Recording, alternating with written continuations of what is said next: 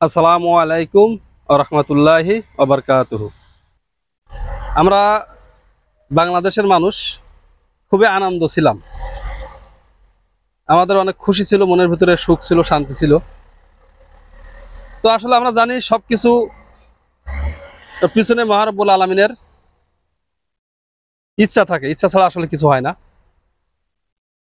তো হঠাৎ করে দেখেন আমাদের দেশের বর্তমান যে বন্যার পানি, যে আমাদের দেশের বৃষ্টি এবং অন্য দেশের যে পানিতে আমাদের বর্তমান দেশের বেশির অংশ জায়গা পানিতে তলিয়ে গেছে, পানিতে এখন পর্যন্ত ডুবি আছে। এবং তাদের ভিডিও ফুটেজ যেগুলো আমরা অনলাইনে দেখি, দেখার পরে আসলে চোখের পানি ধরে রাখা খুবই কষ্টকর। যেহেতু আমরা বিদেশে আছি, আমরা তো আসলে দেশে নাই। যদি দেশে থাকতাম তাহলে সরাসরি হয়তো দেখতে পেতাম, কিন্তু অনলাইনের মাধ্যমে যতটুকু দেখতেছি সব তো আমরা দেখতে পাই না। তারপরে যতটুকু দেখি সত্যি খুবই বেদনাদায়ক, কষ্টদায়ক, দুঃখজনক ব্যাপার। তো আমরা সর্বপ্রথম মহানবুল আলমিনের কাছে আসলে এটা আশা করব, প্রবাস থেকে আমাদের যে দোয়া, যে যাদের এই পানিতে মানে যে ক্ষয়ক্ষতির পরিমাণ তো আসলে হিসাব করে এখনো পর্যন্ত বোঝা যাচ্ছে না কি কতদূর হবে না হবে। তো তাদেরকে জন্য আল্লাহ ধৈর্য ধারণ করার তৌফিক দেয় এবং মহারব্বুল আলমিন এবং তাদের কুদরতি হাত দিয়ে যেন তাদেরকে রক্ষা করে, হেফাজত করে। আমরা ধরে নিতে পারি এটাও একটা পরীক্ষা, যে আমরা যে খুব আনন্দে ছিলাম, সুখে ছিলাম, শান্তিতে ছিলাম, এবং সেটা আর একটা পরীক্ষা মনে করি এইটা, যে দেখি তোমাদেরকে এত বড় একটা নিয়ামত দিলাম এবং এখন তোমাদের উপরে একটা পরীক্ষা করবো, দেখি তোমরা আমার উপরে বিশ্বাস রাখো কিনা, তোমাদের ইমান আমার উপরে আছে কিনা। এটাও একটা পরীক্ষা হতে পারে। এই জন্য এই বিষয়টা নিয়ে আসলে আমরা খুব বেশি চিন্তা ভাবনা করব না। তাওয়াক্কালতু আলাল্লাহ, আল্লাহর উপরে ভরসা করব।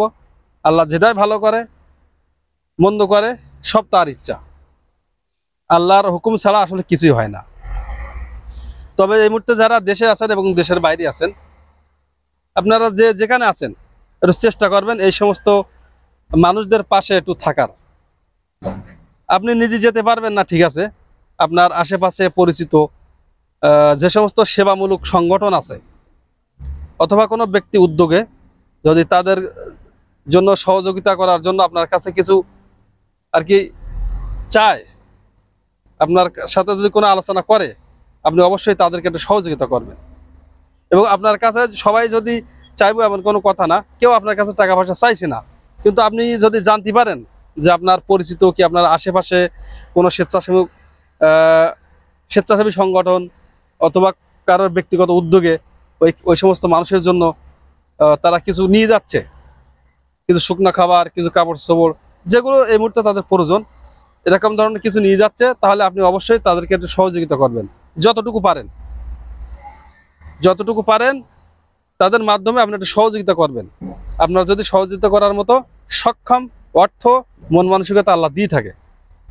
কারণ আল্লাহর কাছে লাখো কোটি শুকরিয়া যে আমরা খুব ভালো আছি, সুখে আছি, শান্তিতে আছি তাদের সেই। এবং তাদের দিকে একটু তাকাই থাকেন কি অবস্থা তাদের। তো অবশ্যই আপনারা একটু তাদেরকে সহযোগিতা করবেন যে যেখানে আছেন, যেভাবে আছেন।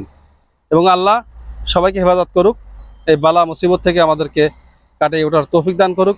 এবং আজকের এই ভিডিওটা অবশ্যই একটু শেয়ার করে দিবেন, যাতে আমার কথাগুলো যে সমস্ত ভাই বন্ধুরা শুনবে তারা যেন একটু সহযোগিতার হাত বাড়িয়ে দেয়। এই জন্য সবাই ভালো থাকেন, সুস্থ থাকেন। আল্লাহ হাফেজ।